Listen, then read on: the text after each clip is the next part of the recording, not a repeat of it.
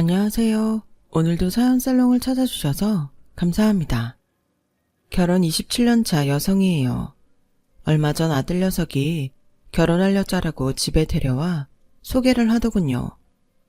일 나가려는 제 치맛자락을 붙잡고 떨어지기 싫다고 징징거리던 녀석이 어느새 자라 결혼할 나이가 됐나 생각하니 새삼 그동안 살아온 세월이 주마등처럼 지나가네요. 씨는 모든 인간을 돌볼 수 없어서 세상에 엄마를 보냈다 하죠. 하지만 그런 엄마조차 없었던 저는 아픈 언니와 함께 모진 세월을 스스로 감내하며 살아야 했어요.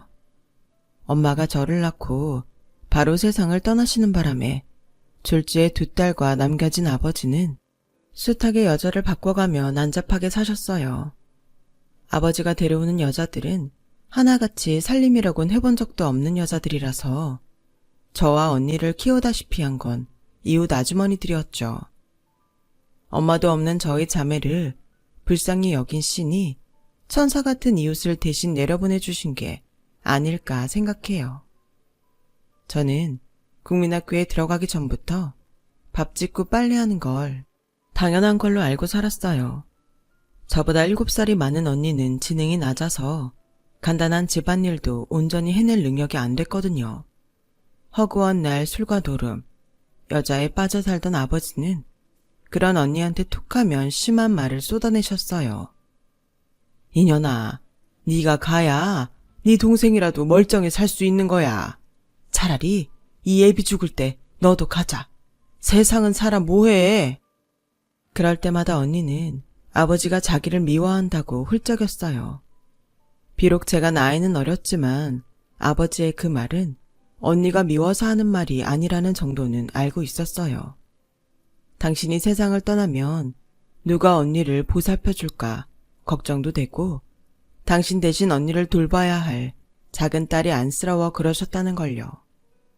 하루도 조용할 날이 없던 어린 시절을 지나 제가 고등학생이 되던 해 아버지는 유례없는 물난리로 불어난 하천에 빠져 세상을 떠나셨어요. 아버지를 잃었다는 슬픔도 잠깐, 당장 먹고 살 길이 막막하더군요. 비록 부모로서 제대로 된 노릇을 하지는 못했지만 그래도 생활비는 꼬박꼬박 벌어다 주셨는데 이제는 그런 아버지마저 없으니 저랑 언니는 꼼짝없이 굶어 죽게 될 판이었거든요. 언니는 비록 몸은 성인이었지만 지능은 유치원 아이 수준에 불과했던 터라 돈벌이를 하는 건 불가능했어요. 결국 그 일은 제가 맡아야 했죠. 고등학교에 들어가 한 학기도 마치지 못한 상태에 저는 학교를 그만뒀어요. 다행히 저희 집 사정을 잘 아시는 동네 아주머니들이 저를 식당 일이며 장판, 도배 일을 하는데 데리고 다녀주셔서 굶지 않고 살 수 있었죠. 집에 혼자 있기 싫다고 징징거리는 언니는 슈퍼 아주머니가 가게에 데려다 봉투 붙이고 양말 포장하는 일을 시키며 제가 일 끝나고 집에 올 때까지 돌봐주셨어요. 놀면 뭐해? 소일거리라도 해서 반찬값이라도 벌어야지. 네 언니는 내가 데리고 있을 테니까 넌 언니 걱정 말고 돈벌이나 신경 써. 슈퍼 아주머니 덕분에 언니가 부업으로 버는 돈으로 쌀도 사고 시장도 볼 수 있었어요. 아버지가 돌아가시고 막막하기만 했던 생활이 조금씩 안정을 찾아가게 되었죠. 도배일이 힘들긴 해도 내가 일한 만큼 꼬박꼬박 일당으로 받을 수 있어서 돈 모으는 재미가 쏠쏠했어요. 그렇게 몇 년을 동네 아주머니를 따라다니며 도배일을 배운 저는 어엿한 도배사가 돼서 웬만한 직장인 월급보다 더 벌게 되었어요. 생활이 안정되니 그제야 못다한 학업에 대한 아쉬움이 생기더군요. 다른 건 몰라도 고등학교 졸업장은 따고 싶었거든요. 마침 그때 동네 할머니 한 분이 주부학교에 다닌다는 소리를 듣게 되었어요. 형편상 학업을 그만둔 성인들을 위한 학교라고 하더군요. 그래서 저도 그 학교에 찾아갔더랬죠. 사무처에 계시는 직원분이 저를 보곤 몇 살이냐고 물었어요.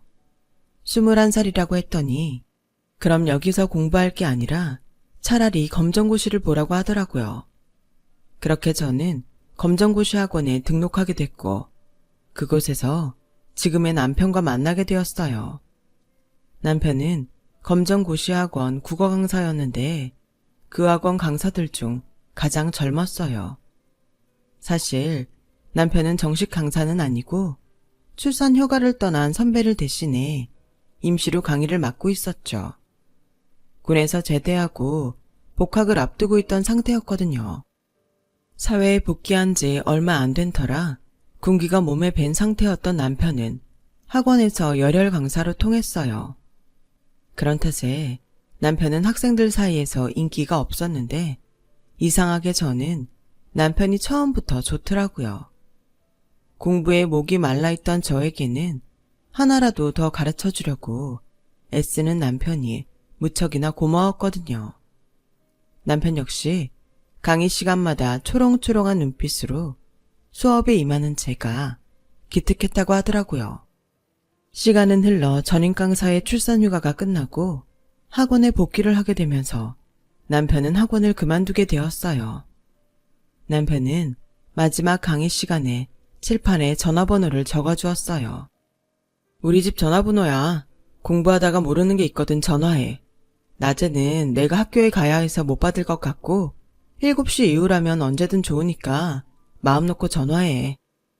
물론 강의실에 있는 학생들을 상대로 한 말이겠지만 제 입장에선 마치 저에게 전화하라는 사인 같았어요. 학원 내에서 강사와 학생이 연애를 하는 건 금지사항이었기에 그렇게 자신의 연락처를 남긴 거라고 생각했죠. 그래서 남편이 학원을 그만두고 얼마 뒤 저는 용기를 내서 전화를 했어요. 그랬더니 사투리가 심한 아주머니가 전화를 받으시더군요. 선생님 계시냐고 물었더니 대뜸 전화 잘못 걸었어. 그리고는 바로 끊어버렸어요. 그럴 리가 없다는 생각에 다시 번호를 확인해가며 전화를 걸었는데 또 그 아주머니가 받지 뭐예요. 아따, 전화 잘못 걸었다고 안 오요. 선생님은 학교에서 찾아야지. 어째 너무 집에서 찾는단가. 전화세 나간께로 끊어요. 이번에도 제 말은 더 듣지 않고 바로 끊어버렸어요. 그제야 가짜 전화번호를 써준 게 아닐까 의심이 가더라고요. 괜히 혼자 김칫국을 사발로 마신 것 같아서 화도 나고 서운했어요. 그래서 남편을 잊자 생각하고 다시 공부와 도배일에만 열중하고 있었죠. 그런데 하루는 일 끝나고 집에 돌아왔는데 주인집 아주머니가 달려와 방에 손님이 기다리고 있다지 뭐예요.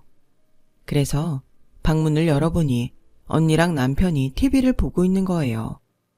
왔어요.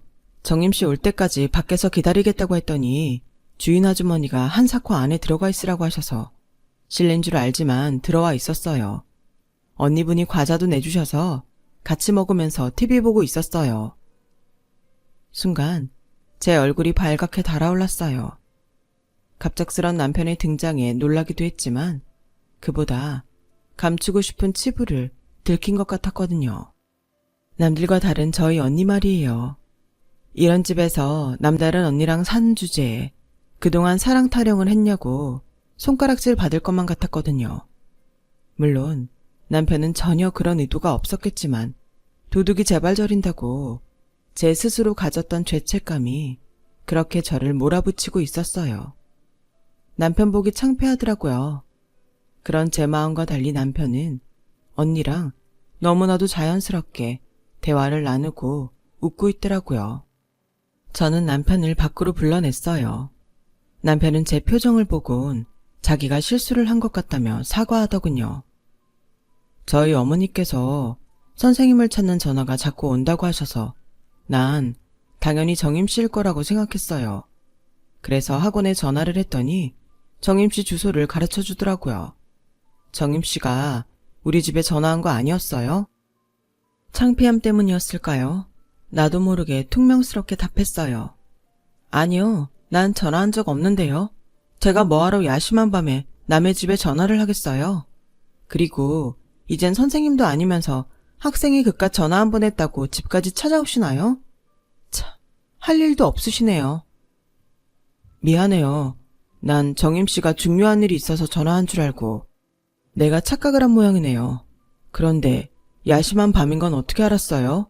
난 전화가 언제 왔었는지 말 안 했었는데. 그건 전화를 건 사람 아니면 모를 텐데요. 정임씨가 전화한 거 맞죠?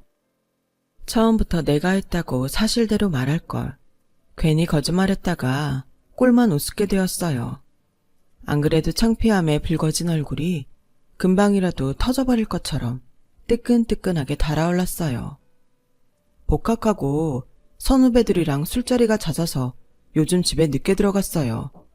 정임씨 전화 못 받아서 미안해요. 앞으로는 내가 꼭 받을 테니까 또 전화해 줄래요? 거짓말을 하고도 오히려 툴툴거리는 제게 남편은 따뜻하게 말해주었어요. 그래서 고개도 못 든 채 고개만 끄덕끄덕 움직였죠. 그날 이후 저는 공부를 하다가 잘 모르겠는 문제가 나오면 남편한테 전화를 걸었고, 그러다 점점 공부가 아닌 사적인 수다를 떨려고 전화를 걸게 되었어요. 누가 봐도 연인 사이의 통화였어요.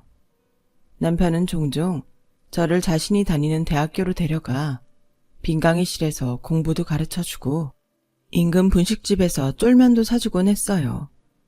당시 우리 관계는 사제지간과 연인 사이 그 중간쯤이었던 것 같아요.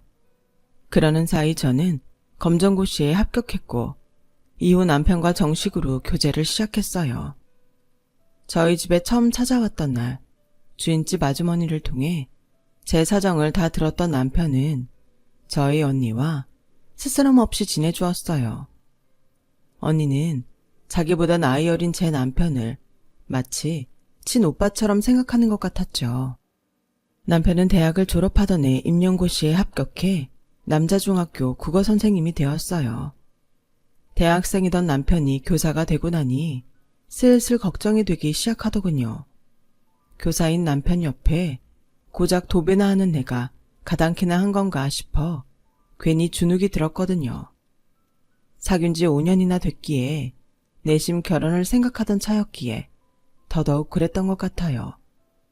제 처지도 그렇고 학벌도 그렇고 하는 일까지도 어느 것 하나 시댁에 떳떳할 수 없는 처지였으니까요.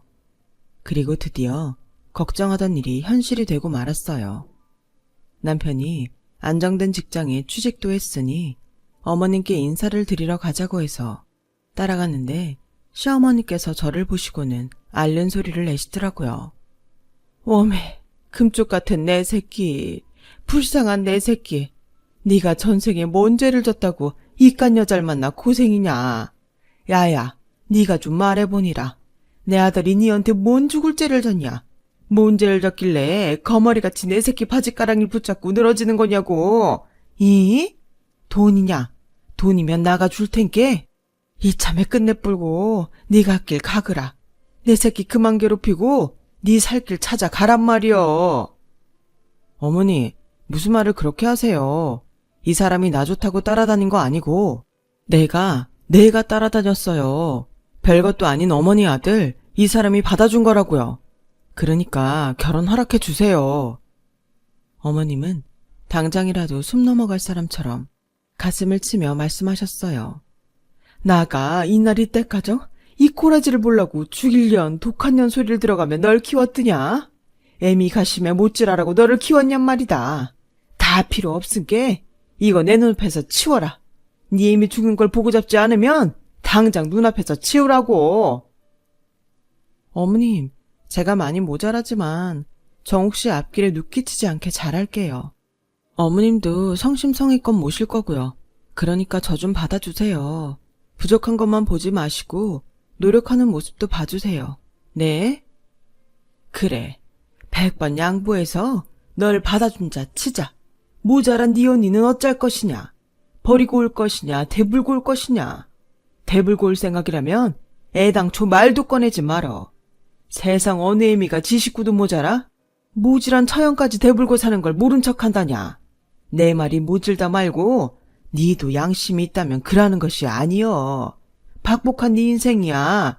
그것이 네 것인께 네가 안고 갈 일인 거고 우릴랑은 이 일장 관계 없자네. 안 그냐?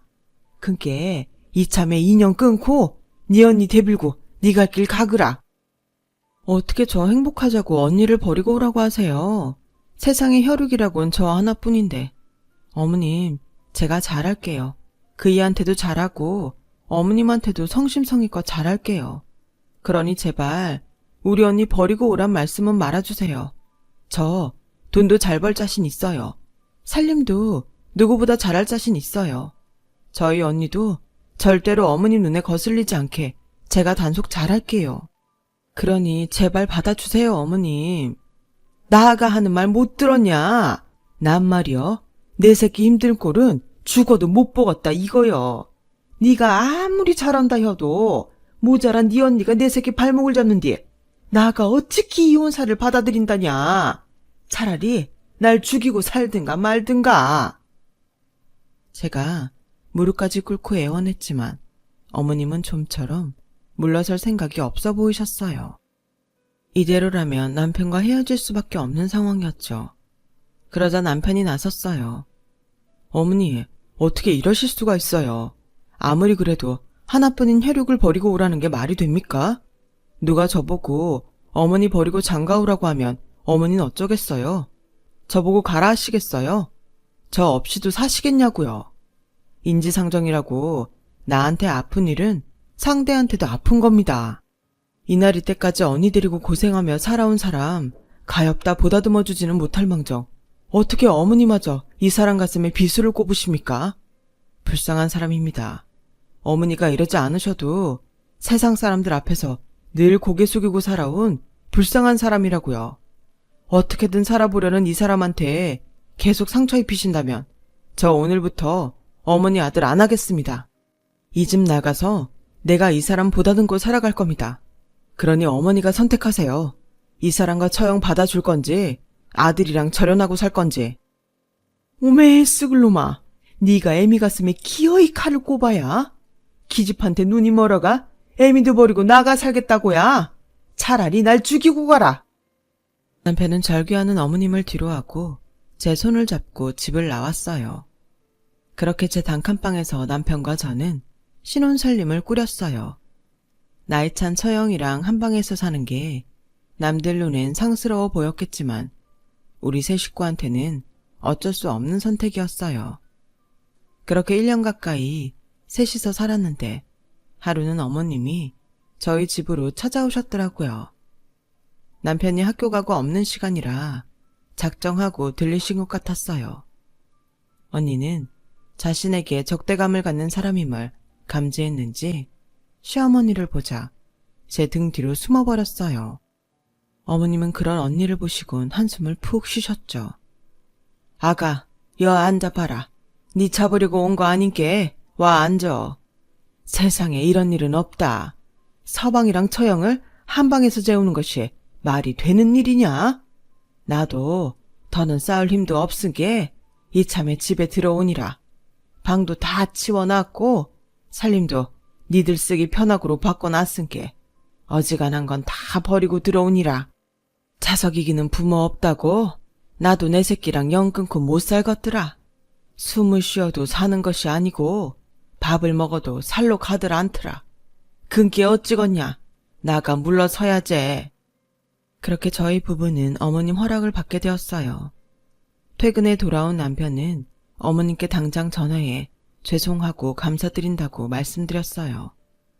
어머님 허락받고 시댁에 들어가면 끝날 줄 알았던 고부 갈등은 그때부터 시작이었다는 걸 그때 몰랐었죠. 아버님 살아계실 때부터 혼자 몸으로 식당을 해서 생활을 해온 어머님은 칠순을 바라보는 연세까지도 가게를 끌어오셨어요. 저는 남편이 벌어온 돈으로 언니까지 데리고 사는 게 미안해서 전보다 더 악착같이 일을 했어요. 쉬는 날도 없이 도배일을 하고도 집안 살림도 소홀히 하지 않았어요.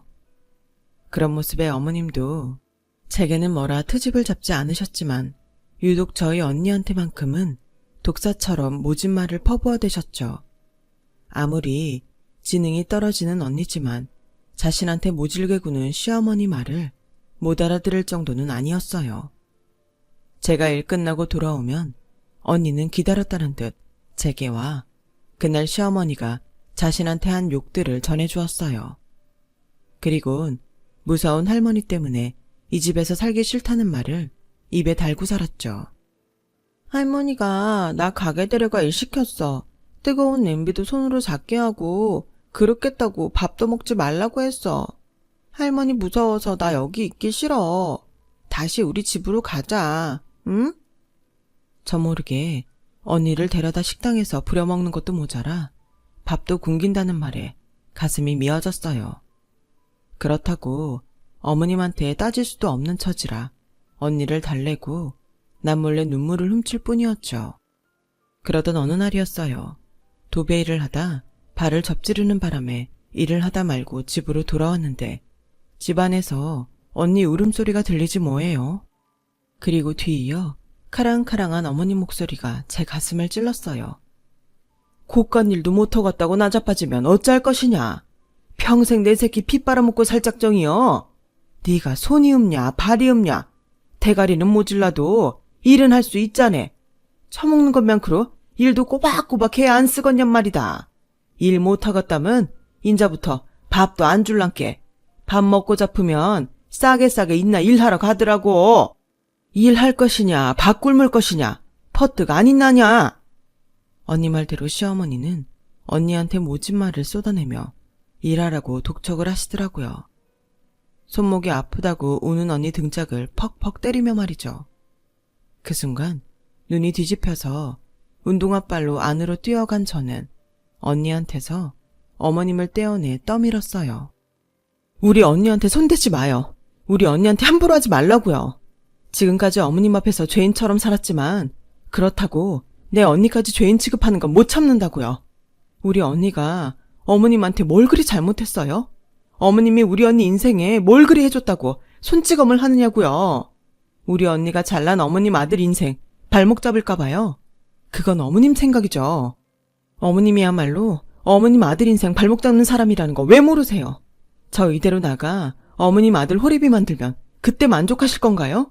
그러면 되는 거냐고요. 어머님은 서슬이 펄에선 악을 쓰는 저를 보시곤 기가 질려 아무 말도 못하고 눈만 꿈뻑이셨어요. 그러거나 말거나 저는 짐가방에 언니랑 제 옷가지를 챙겨놓곤 그대로 집을 나왔어요. 당장 갈 곳도 없었던 우리 자매는 싸구려 여인숙에 짐을 풀고 그곳에서 며칠을 보냈어요.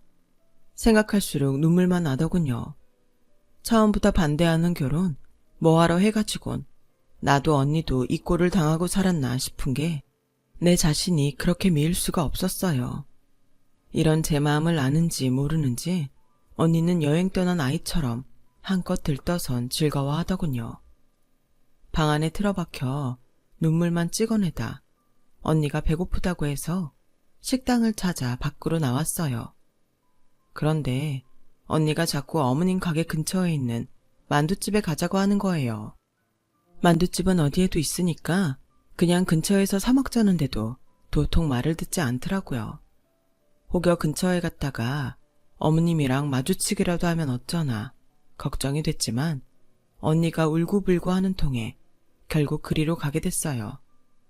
언니랑 제가 가게로 들어가자 주방에서 만두를 빚던 주인 남자가 화색을 띠며 달려나왔어요.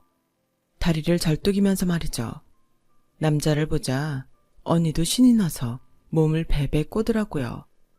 그 모습은 마치 연애하던 시절 남편과 제 모습과 흡사했어요.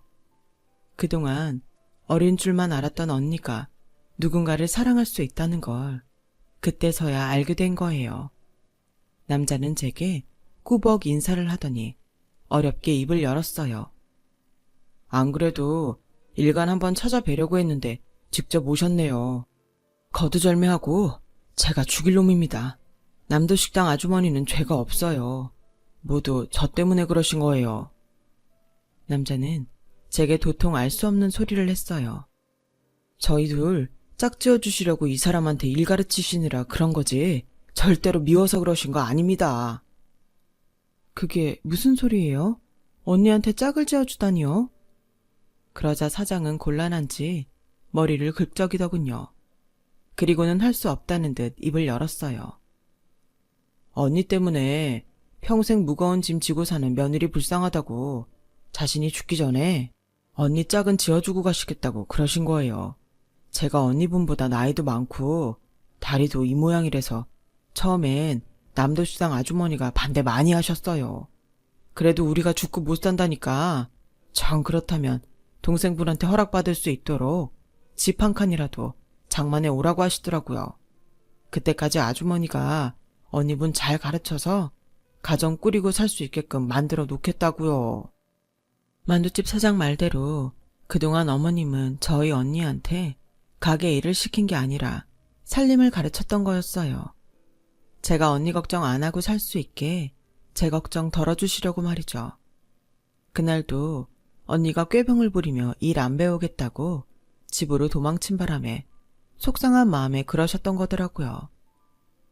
내 입으로 이런 말을 해도 되나 모르겠는데 실은 남도식당 사장님 몸이 많이 안 좋으세요.